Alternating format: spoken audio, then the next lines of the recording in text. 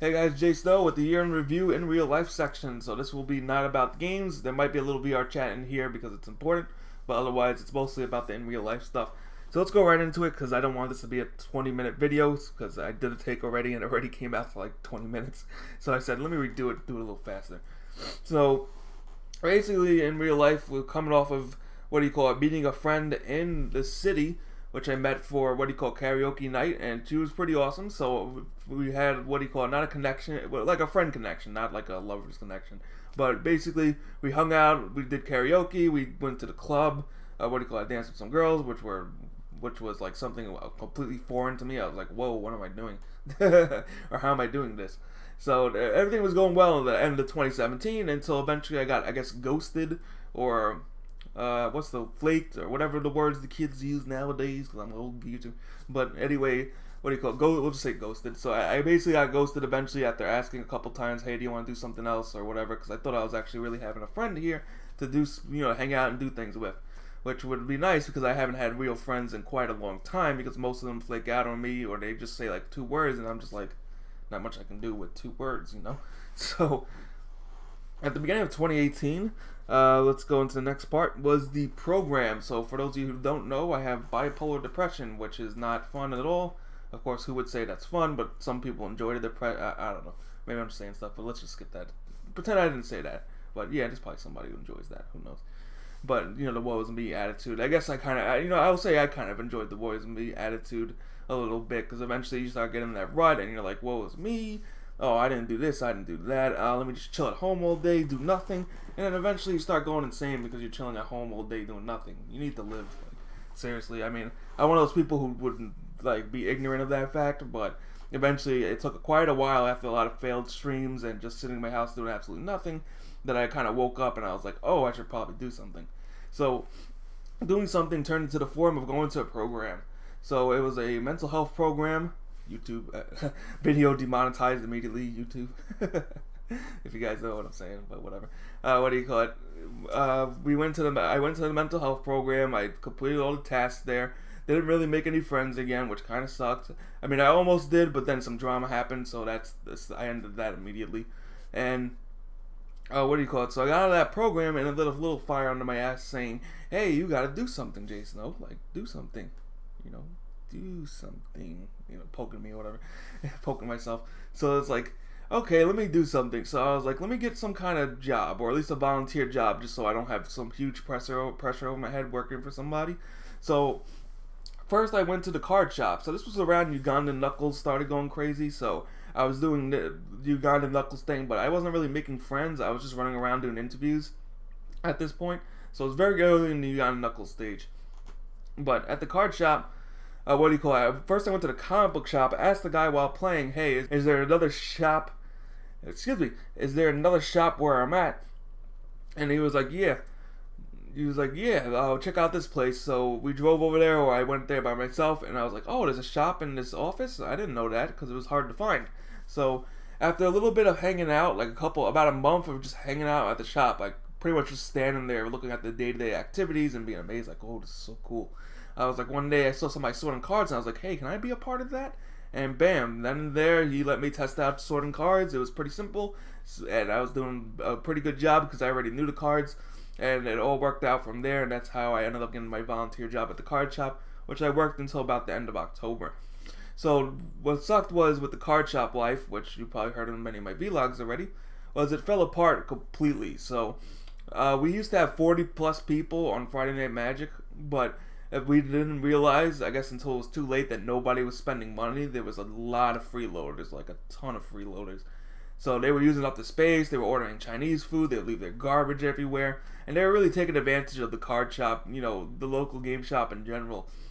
And that's something you can't really do because a card shop does not make much money.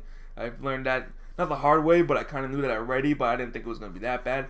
So it ends up, because of all the people taking advantage, we didn't make enough money and they had to close down. So absolutely sucked, and they had to reopen, and then on the reopening, eventually not many people showed up on the reopening, so they had to downsize again, which means I lost the job, or got laid off, or whatever you want to call it, because they didn't want to do any more sorting. They wanted to get rid of all their commons. They didn't want any commons or any cards sorted. They just wanted the rare cards. So it was understandable, and it kind of sucks because I thought I really made friends there, but I kind of didn't. I'm still cool with the owners and stuff, but as far as like friends like that you can call any day and hang out and whatever, I didn't really make any. I did have a coworker, but that didn't really work out. I won't really go into it because somehow he found my YouTube channel. Hi. Somehow he found my YouTube channel, so it definitely didn't work out that much. But we'll see what happens. I mean, I'm still friendly with most of the people there. So, I mean, whether or not it will lead to more down the road, like hanging out and doing stuff outside the card shop, who knows? I'm assuming probably not because it's already been almost a year of seeing those people, so not much has changed. But now that I'm more of a customer than a person working there, I have more free time to just do whatever I want at the card shop and play games instead of just sitting in the back, sorting cards, which was perfectly fine. So, what do you call it? So that was the aftermath of the card shop. So I got all that down in less than 3 minutes. Sweet. So, what do you call it? After I was done with all of that, the Uganda Knuckles thing was kind of dying out. So that's why I kept going to the card shop, because I was like, I gotta do something else other than Uganda Knuckles. And eventually, I explained this in the other, vlog, that I eventually got a little tired of the meme. So I took a break and kept going to the card shop every day, pretty much. And yeah, there's that. So what's next? I wrote all this down. So that's the aftermath of the card shop. So what's going on to around November, December time? So I was, that's when I started making friends in VR chat. Was around, well, actually technically it was in March, around when I met Prince Duff and Babakumi and Spots. That was around March. But then I didn't really start making many friends in VR chat until about end of summer. That's when I found more about Bullet 2.0, because I wasn't really using my Discord at all. So Bullet 2.0 is like a place where all the Knuckles meet up and they talk about whatever, or they plan raids and stuff. So that's what I found out in, having a brain fart. That's basically what happened at the end of summer. So from the end of the card shop life to about nowish, I've been playing some games off and on with Rastaja. He's a cool dude. We played, what did we play? We played Final Fantasy 15, and I didn't know I knew there was a multiplayer mode, but I didn't know it was pretty good. So the multiplayer mode was a ton of fun. I mean, we gotta get back on that, actually. We definitely have to play that again, but I've been playing some multiplayer games with him. We played some Magic and stuff. I played a couple games with Spots. I think we played Don't Starve together, on stream. And I hung out with the Knuckles in like VR chat without having to do any interviews. Now I don't have to go on every day and have to do an interview. Like if they want it, they want it. If I ask for it, maybe they'll do it. If I don't ask for it, it's perfectly fine. I just hang out and we just do stupid stuff all day. Or I watch stupid stuff. I see a lot of stupid stuff. Not YouTube friendly though, that's for sure. So I think it was pretty awesome that Discord exists and Ebola 2.0 exists. Because for me, my social life pretty much degraded into crap again after the December thing, and after the thing in last December, and then this year after the card shop kind of closed down, even though it did reopen. So Discord is definitely the lifesaver, I'd so to say. Not like super lifesaver, but it definitely helps out that, hey, I can connect with all these people outside of VR chat, and I can talk to somebody not on too deep of a level, because I don't think internet friends and and real friends are two different things to me. Like, yeah, I'm a friend online, but I can't really tell you all my personal details and all of that. I know some people are closer with their internet friends than their real friends, or maybe they treat them on the same level, but I'm just going to be honest and say that I just don't really consider internet friends like real friends. Like, I don't want to be mean, but I hope you know what I'm saying. It's something like that. So basically, you don't want to give out your secrets and stuff online. You don't want everybody to know everything about you. Of course, in this vlog, I've probably said already too much, but whatever. So definitely, Evola 2.0, definitely a cool thing. So what I've been doing now, or up almost till now, so dating. I don't even know if I want to talk about this, but I felt like I should talk about it. So this year I did put on the pounds, so. I'm not going to give out my weight, but I'm not overweight only because I'm tall. But if I wasn't tall, then yeah, I'd probably be overweight. So that definitely isn't going for me in dating. I haven't really had any issues. No, I've had issues, but it's so weird. Like, for example, I'm just going to use an example. Not the one I just talked about in the beginning of the video, but I'm just going to use an example. Like, every time I go to a place and there's like a I hate using these metrics, but whatever. We'll just use the metrics. So let's say there's a 10 out of 10 or a 9 out of 10 girl or something like that. Not 10 out of 10 or 9 out of 10 or whatever 10s you want to use. What do you call a girl at some event and I have no business meeting her or whatever. Usually we end up meeting each other and we usually hit it off or something goes, or we just have a cool day or whatever, but then I never see them again. That's how it works. It's like, okay, so I had the confidence I can hang out with the, the cute girls. I don't have to, I don't choke up and start stuttering and going, oh my goodness, man. Tip fedora. I don't start doing any of that. But, what do you call it? Brain fart again. So it's not an issue for me meeting people in real life, but then when it comes to online dating, you want to slam your head into your phone and throw it like throw it like a baseball at 100 miles per hour. Online dating is terrible. So I didn't get that many matches to begin with when I was skinny, so that's not a good thing. I don't consider myself ugly. That's just like a self-image thing. Like, I don't consider myself ugly, but I guess in the terms of online dating, yes, I am ugly, because I get like no matches. Oh my god.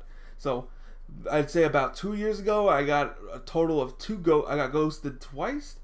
Yeah, I got ghosted. I guess that's the word. I got ghosted twice when I got to the date phase. Ghosted twice.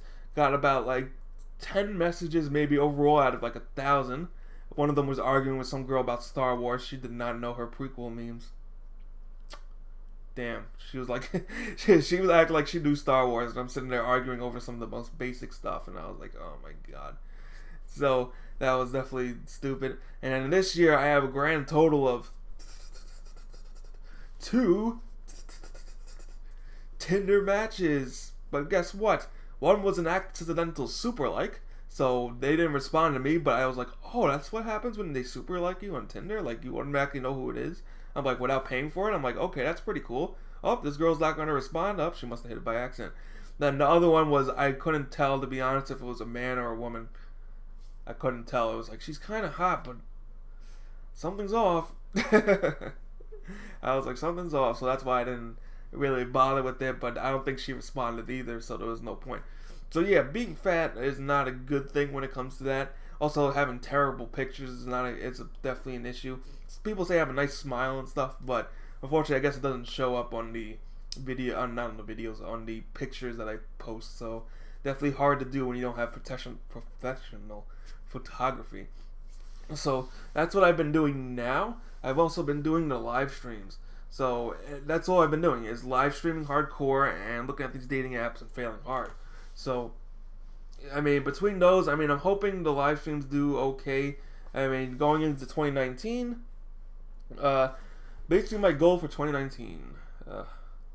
Alright, so the goal for 2019, I guess, is to hit Twitch affiliate and maybe have some success with dating, but mostly Twitch affiliate first, since dating is going nowhere and I don't want to, get all caught up in oh my god, I gotta have this, or I gotta do this every day and start going nuts.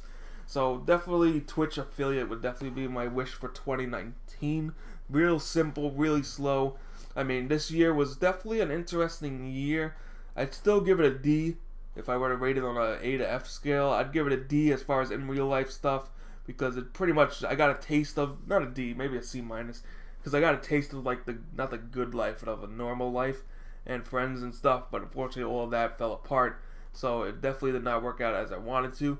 But as far as the overall year, I'd probably give it a C, only because I met awesome people like Spots, Bomb Kumi, Ross the Job, Prince Duff, every other Knuckles. I'm sorry if I can't mention your name because there's so many of you. I mean, you are little Knuckles that raid together, so there's tons of Knuckles everywhere. But I appreciate all you guys. It's awesome to have like a little family online, and hopefully, I mean, while I can't meet you in real life, which blows, but it would be cool to someday just, who knows, hang out with other people one day. So we'll see what happens. So basically, Twitch affiliate is the dream. So I did mention that in the other vlog, so I'm going to try to go hard at it. I'm going to try to get the 3 average viewers, which seems impossible, but, if you put your mind to it, as they say, you can do anything. I don't know about anything, but I think Twitch affiliate is definitely a reachable goal. So thanks for watching. Hope you guys have a good 2019. I mean, I'm not too hopeful for it, I'm going to be totally honest, but I'm going to work on one goal and see what happens. So thanks for watching. Appreciate you guys subscribing to the channel. Hopefully there will be more VR chat, definitely more Magic, and maybe some more WoW. And I'll see you guys next time.